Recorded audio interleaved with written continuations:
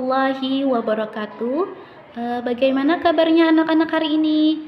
Nah, semoga kabar anak-anak sekalian selalu dalam keadaan sehat walafiat.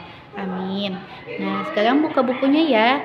Kali ini kita akan membahas tentang iman kepada kitab-kitab Allah. Nah, sebelum kita masuk ke pembelajaran, marilah kita bersama-sama mengucapkan basmalah.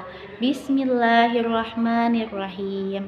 Semoga apa yang kita pelajari mendapatkan keberkahan dan ilmu yang disampaikan yang didapat itu menjadi berkah. Amin.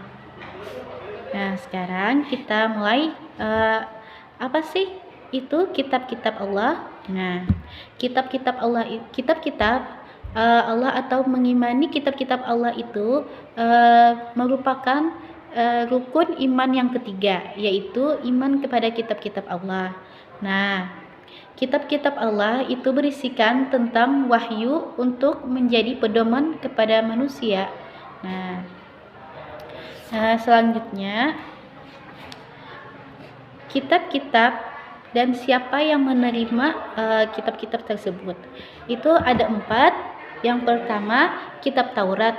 Kitab Taurat itu diturunkan kepada Nabi Musa alaihissalam. Yang kedua, kitab Jabur yang diturunkan kepada Nabi Daud alaihissalam. Yang ketiga, kitab Injil yang diturunkan kepada Nabi Isa alaihissalam, dan yang terakhir yaitu kitab suci Al-Quran yang diturunkan kepada Nabi kita Nabi Muhammad SAW.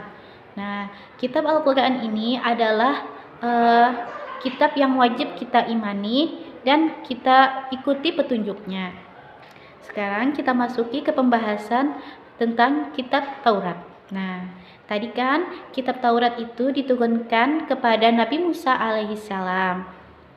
Isi kitab Taurat adalah keyakinan untuk menyembah Allah Subhanahu wa taala serta larangan menyembah berhala.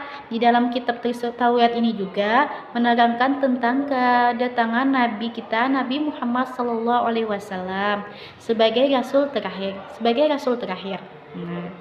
Nah, kitab Taurat ini berbahasakan Ibrani, yaitu artinya syariah.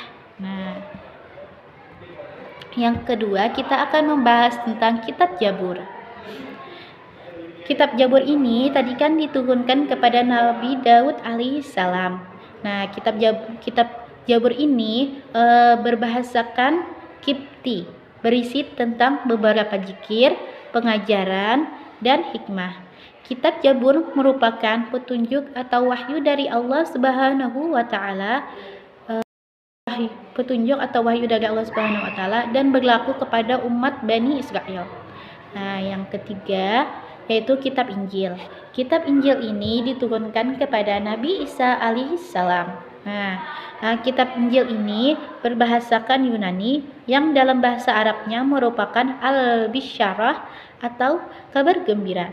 Kitab Injil ini diturunkan sebagai pedoman hidup yang berisi tentang keterangan dan ajaran-ajaran yang membenarkan atau memperkuat ajaran yang terdapat dalam kitab-kitab sebelumnya. Nah, yaitu kitab Taurat dan kitab Jabur.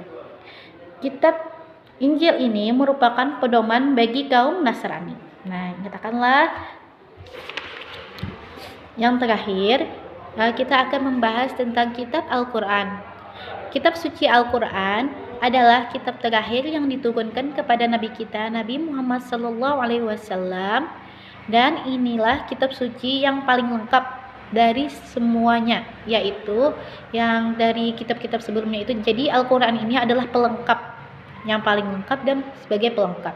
Nah, Al-Quran ini berisi pokok-pokok keyakinan atau akidah, tata cara beribadah atau syariat, dan tata cara berhubungan kemasyarakatan atau muamalah. Isi Al-Quran berlaku sampai akhir zaman untuk semua golongan. Nah, Al-Quran merupakan mukjizat terbesar Nabi Muhammad SAW sebagai umat Islam, yaitu kita wajib beriman kepada Al-Quran. Artinya kita wajiblah mengikuti dan mentaati ajaran-ajarannya. yang ada di dalam Al-Quran. Sekarang kita masuki ke pokok pembahasan selanjutnya, yaitu meyakini kitab-kitab Allah. Kewajiban manusia terhadap kitab-kitab Allah Subhanahu wa taala diantaranya yaitu 1. Meyakini kepada kitab Taurat, Zabur, Injil dan Al-Quran benar-benar diturunkan oleh Allah Subhanahu wa taala. Yang kedua, membenarkan seluruh berita-berita yang terdapat dalam Al-Qur'an dan kitab-kitab yang lainnya yang masih asli. Yang ketiga, mengerjakan seluruh ajaran yang terdapat di dalam Al-Qur'an. Selanjutnya kita akan membahas tentang hikmah beriman kepada kitab-kitab Allah Subhanahu wa taala. Yang pertama, hikmahnya menyadari bahwa Allah Subhanahu wa taala sangat menyayangi kita sehingga kita harus banyak-banyak bersyukur. Yang kedua, selalu melaksanakan perintah Allah Subhanahu wa taala dan menjauhi larangannya. Yang ketiga, mengetahui kebesaran dan keagungan Allah Subhanahu wa taala melalui kitab-kitabnya yang diturunkan. Sekarang buka bukunya dan kita akan Ibu akan memberikan tugas dan itu dikumpul saat pertemuan yang akan datang ya. Yang pertama, 1 soalnya dicatat ya. Yang pertama, soal pertama, apa yang dimaksud dengan kitab-kitab Allah? Yang kedua, tuliskan 4 kitab suci yang wajib kita imani beserta nabi dan rasul yang menerimanya. Yang ketiga, jelaskan cara beriman kepada kitab-kitab Allah. Yang keempat, tuliskan hikmah beriman kepada kitab-kitab Allah. Yang kelima, yang terakhir, apa yang dimaksud dengan beriman kepada kitab-kitab Allah. Demikian pembahasan kita pada hari ini. Marilah kita tutup pembelajaran kita dengan membacakan hamdalah alhamdulillahirabbil alamin. Salah khilaf mohon dimaafkan. Assalamualaikum warahmatullahi wabarakatuh.